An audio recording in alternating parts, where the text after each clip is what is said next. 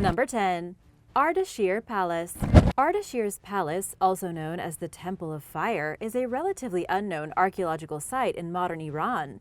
It was built as a castle in the 2nd century AD by the great Emperor Ardashir I, ruler of the Sassanid Empire. Archaeologist Morteza Djamali says that this empire was the most powerful political and economic rival of the Roman Empire for nearly half a millennium. The castle is positioned on the slope of a mountain just a few dozen miles from Shiraz.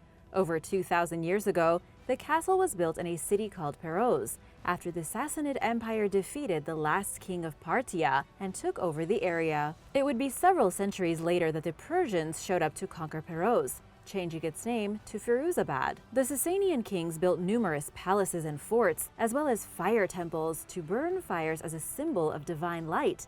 This was extremely important for those who practiced the Zoroastrian religion, who believed that light from the burning flame represented good triumphing over evil. The palace was incredibly lavish and unique, suited for a god-king when it was built. Archaeologists believe it was designed to be a show of wealth and power, rather than a functioning defensive structure. Another curious thing about Ardashir's palace is that it doesn't match any other buildings made by the Parthians or Sasanians.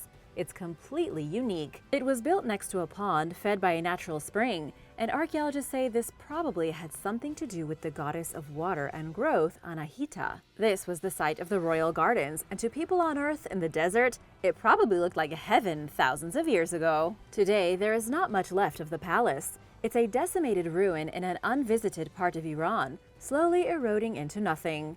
However, it was recently registered as a UNESCO World Heritage Site in 2018, which will hopefully help to preserve the once amazing palace.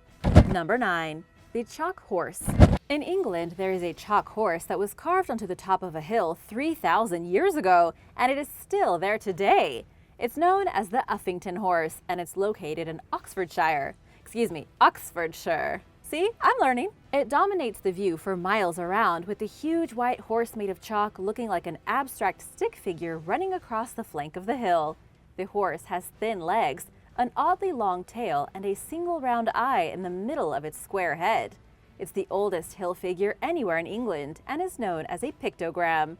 It's about the size of a football field and can be seen clearly from over 20 miles in the distance. But how did such a remarkable figure survive so many centuries? There has been a cleaning ritual going on here for 3,000 years. Volunteers with hammers, buckets of chalk, and a love of history come every year to reapply the chalk and keep the horse white. But the custom goes back to when the horse was first designed. It's one of the oldest continued rituals in humanity, with participants never missing a year and people coming from all the nearby villages to make sure the horse is maintained. In ancient times, there was a fair held in a prehistoric fort nearby, and those attending the fair would be sure to maintain the horse. Today, the chalking is overseen by the National Trust. They make sure the original shape and design of the horse are kept safe. Anyone can volunteer to do the work, and they are never short of volunteers. But just who drew the horse in the first place? Nobody knows for sure, but it's likely a piece of Celtic artwork left behind by an ancient tribe residing in the area. In Celtic art, horses are often depicted pulling the chariot of the sun across the sky, and that might be what this horse is doing. Number 8. Mysterious Alaskan Fort. An elusive Alaskan fort from the 19th century was recently discovered using specialized radar technology.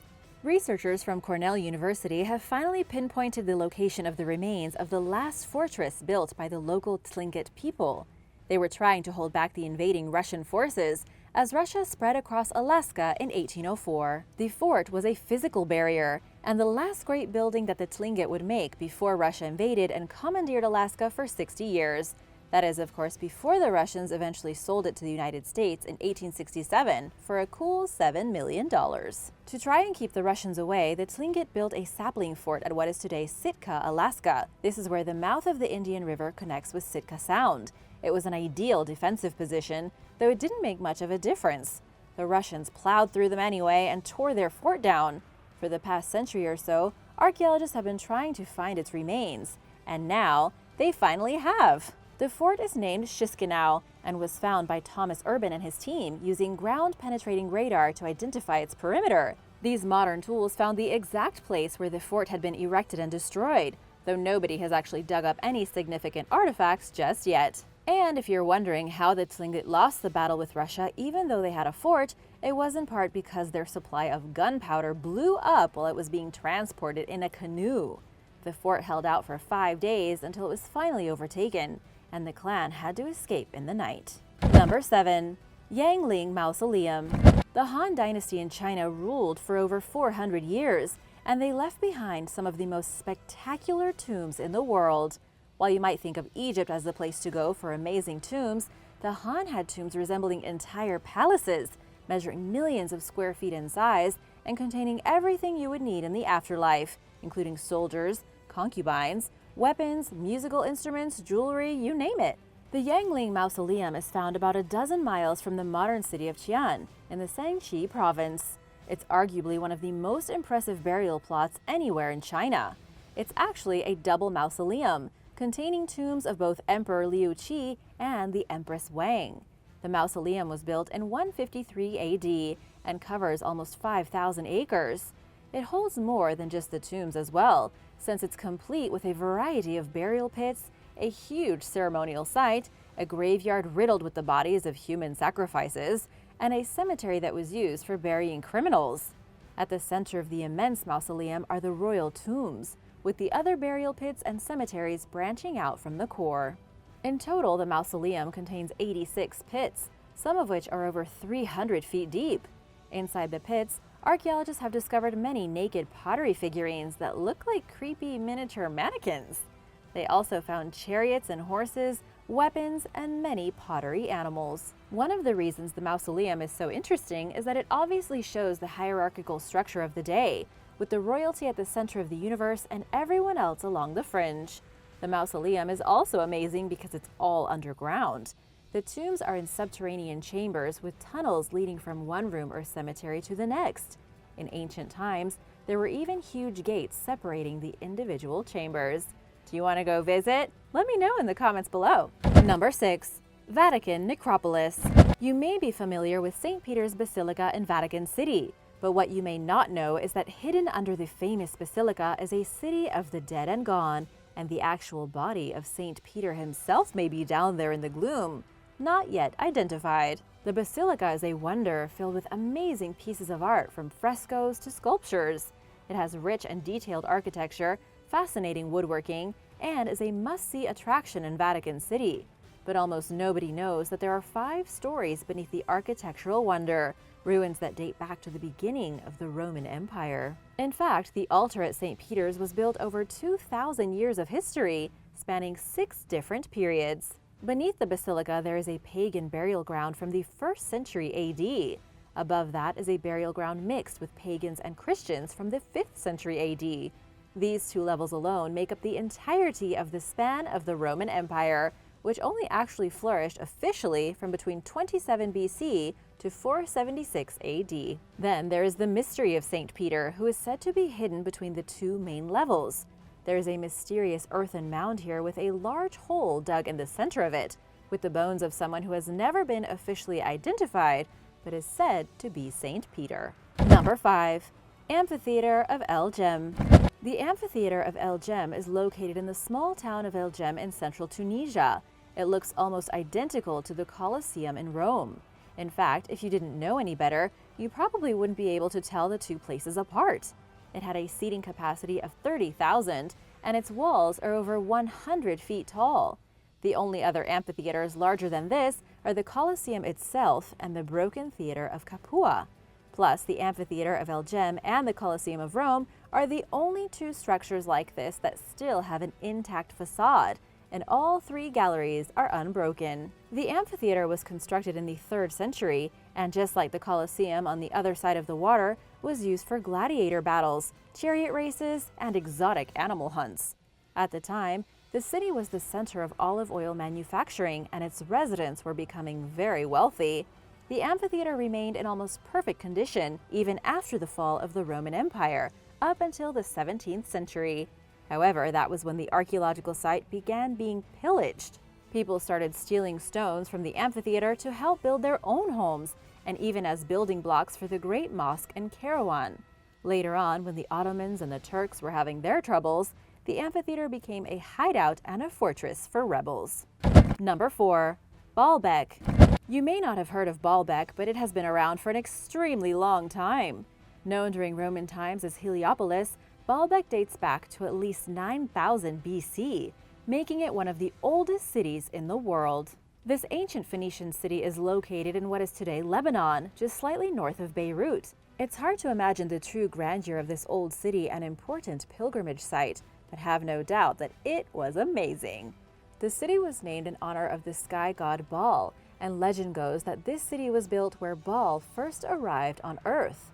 This makes ancient alien theorists believe that this is where the sky god Baal would actually come to Earth, visit the people, and take off again. People traveled from all over the region to give worship to the sky god and his consort, the Queen of Heaven Astarte. In the very core of the city was a huge temple dedicated to Baal and his consort.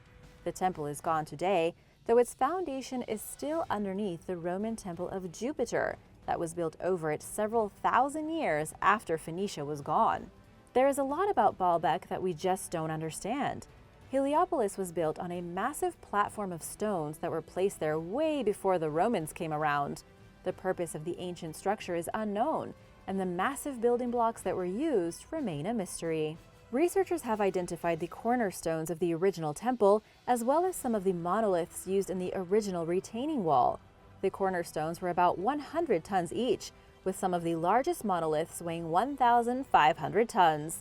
They are some of the largest building blocks that have ever existed in the entire world. Nobody has a clue as to how these enormous and heavy stones were moved 11,000 years ago. Keep in mind, this was about 6,000 years before Stonehenge was built. The stones are so huge and perplexing that even those who came later, like the Romans and Alexander the Great, simply used the stones to build their own temples without moving them. If the stones were too big for the Romans to move, just how in the world did the Phoenicians do it? Number 3. Fatehpur Sikri. Fatehpur Sikri, also known as the City of Victory, was the capital of the ancient Mughal Empire for a very short period of 10 years. According to the UNESCO World Heritage Center, it was built in the 16th century as a huge complex of monuments and temples, and it contained one of the biggest mosques anywhere in India. The City of Victory was built by Emperor Akbar sometime between 1571 and 1573. It was the first ever city planned to be the capital of the empire, meant to be filled with palaces, mosques, public buildings, and room for an entire army. And of course, room for the king and all of his servants. However, Fatehpur Sikri was short-lived, and by 1585 the capital had moved to Lahore, which is today still the capital of Pakistan. So what went wrong? After all, it was a splendid city, and there was no reason for it to be left in ruins. The problem was that Emperor Akbar went to war in 1585 and had no choice but to move the capital, and by 1610 there was nobody left in the old city. It was built, abandoned, and amazingly is still in almost perfect condition today. Number 2. Caves of Monte Castillo. The caves of Monte Castillo are nothing short of mystifying. The cave system boasts 4 main caverns, each one filled with art that can be traced back to the earliest humans that ever lived in Europe. The caves are located in the north of Spain, and some refer to them as the Troglodyte City. Monte Castillo itself is a limestone hill about 1,100 feet tall. It's the caves underneath that hold all the treasure. And by treasure, I mean countless passages, corridors, and subterranean caverns that were inhabited for the past 150,000 years. But the most incredible thing about it is the artwork. One of the most amazing things found is known as the Gallery of the Hands, a small cavern filled with hand stencils made with red ochre, dated back to the year 39,000 BC. It's kind of insane how much art was left behind by our ancient ancestors.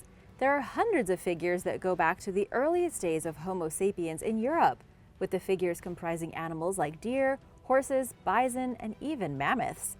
There are also abstract figures that some have suggested could be representations of some of the first gods, or alien visitors.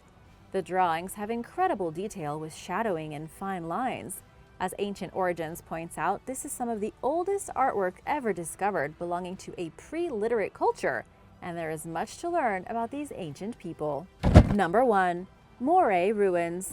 The Moray Ruins can be found in the sacred valley of the Inca, but Moray isn't what you think. It's not a typical ruined city. There are no remains of houses, temples, or fortresses here. Instead, experts believe Moray may have been used by the Inca as an agricultural laboratory.